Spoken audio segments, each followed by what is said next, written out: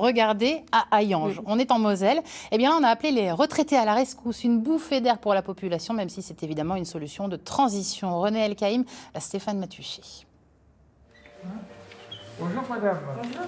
Voilà, madame Debotte, vous entrez s'il vous plaît. On pourrait se croire dans le cabinet d'un médecin libéral qui recevrait l'un de ses patients. Il n'en est rien.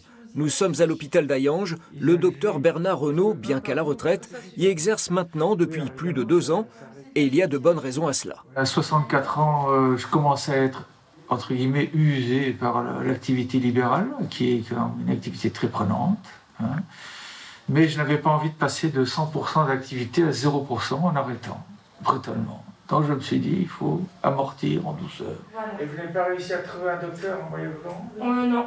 La volonté de continuer à exercer du docteur Renaud n'est pas un souhait isolé. D'autres médecins comme lui et qui ont pris leur retraite au même moment ont eu le même désir. Continuer à exercer tout en répondant aux besoins de la population. Ils sont désormais 4 médecins en retraite à exercer à l'hôpital d'Hayange 5 jours par semaine et à tour de rôle. Est-ce qu'on peut dire que vous comblez un vide ?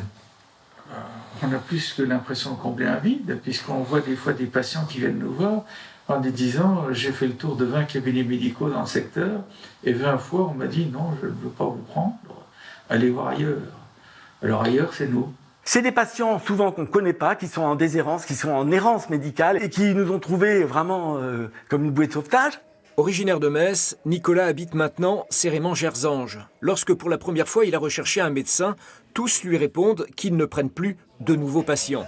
Aujourd'hui, grâce à ces docteurs retraités, mais toujours en activité, il va pouvoir être soigné. J'ai appris par chance au même moment, ils ouvraient ce cabinet avec les médecins retraités qui reprenaient un peu de service pour désengorger la vallée de la Fensch. Et Dieu merci, j'ai pu venir ici et être suivi par un médecin. Après avoir perdu son industrie et ses mines, la France comme la Lorraine est-elle en train de perdre sa médecine ? Pour continuer à se soigner, des médecins retraités comme Gilles et Bernard doivent rester mobilisés.